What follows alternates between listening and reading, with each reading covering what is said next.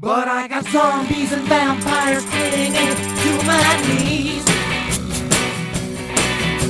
Los Angeles used to be a nice place back in the 30s. Gotta go tonight. Alright, here I am, Kung Fu Cowboy, the Coyote, the hippie Coyote, Richard Del Canner, or Dick, as my ex-wife used to say. Anyway, the point being is this is another of the American Zen podcast. Gonna pump out a few of them today, so I gotta change my wardrobe. And this one is for the song But I Got, which is also being released this month in January of 2025. And this song But I Got, I wrote down the story here on a little piece of paper, but basically, I wrote the song. Well, okay, I was living in Tahunga, which is the boonies, way out north of, east of LA, north of Pasadena, up there are those mountains, and then on the other side is the desert. So I'm up there in those mountains. Anyway, I'm in Tahunga, and I've got an interesting story. In fact, if you get the, is it the last album? The part one has a song called My Lesbian Neighbors. They were at this birthday party too. So anyway, I'm at a kid's birthday party, you know, elementary school probably, and I'm at this kid's birthday party, all these little kids, and it was really fun. I'm great with kids. I was the best Mr. Mom. I was a better Mr. Mom than any woman I knew. Seriously. And I don't think anybody would argue with that. Anybody who was in my world during that 10-year period of raising my kids, they would say, nah, that guy's as good a mother as any mother, and a better, well, anyway. I did a great job. In fact, I can die knowing that I had that part of my life. You know, if you die, oh, I never had children. Well, I had children, and it couldn't have been any better. I had the best time you could possibly have with children. That's it. Okay, so anyway, I was playing for a birthday party. So anyway, there's all these kids over there. I got my acoustic guitar, and I'm jamming away and playing and singing songs, because I don't know birthday songs. I don't know cover songs. I don't know jazz songs. I don't know anybody else's songs. I've been writing my own music since 1970, and it's 2025.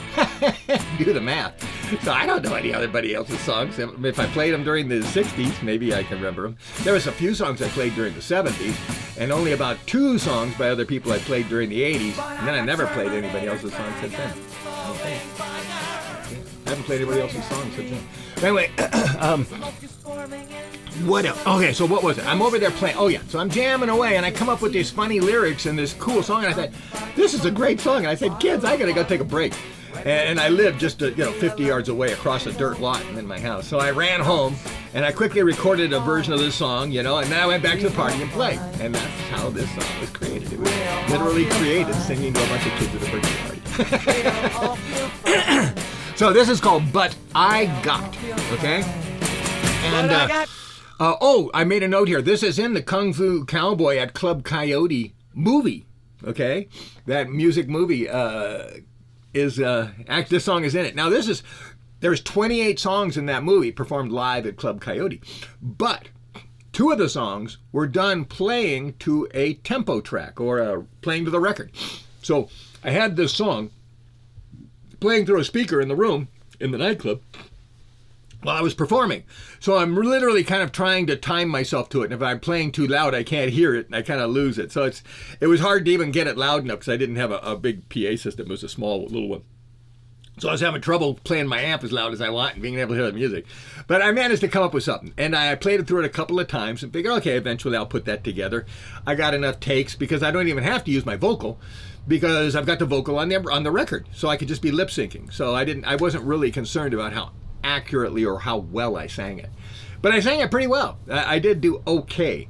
And the reason I'm saying that is you can actually go on the internet and see the live version as if there was never a tempo track, and you can hear me singing along, and then when I make a mistake or pause, you can kind of hear the music in the background a little bit. But anyway, that song does exist. So I just wanted to point that out. You can kind of hear it in a different way. What else did I want to say? So yeah, I'm looking forward to making that music video. The thing is because it's a kid's video, I really want to make it fun. I want to make it fun for kids to watch, with dinosaurs and vampires and spiders and whatever, I want to make it a fun song. So anyway, that's it. But I Got. Go check it out. I think it's a fun song. It's a funny song. It's got a great beat, and it's danceable. You see, and that's this is something I never ever say anymore, because let me just heartbreak. During the 60s and 70s, I grew up in rock and roll. Rock and roll was the dance music. You go and watch all those old TV shows and black and whites, and you can see them playing rock and roll and all the kids dancing away. That is what I grew up with. So I always expected myself to write some music that was danceable. So I think that some of my music is danceable, but nobody dances to rock and roll anymore. But anyway, it feels kind of a shame to accomplish a goal. It's like, you know, coming up with a new bow tie for penguins, and then all the penguins are exterminated. It's like, oh, nobody wants this bow tie now. Has everybody who likes rock and roll been exterminated? Well, hopefully there's a few of you out there. Go check out my song, But I Got. I think it's a fun rock and roll song. There you go. That's my podcast.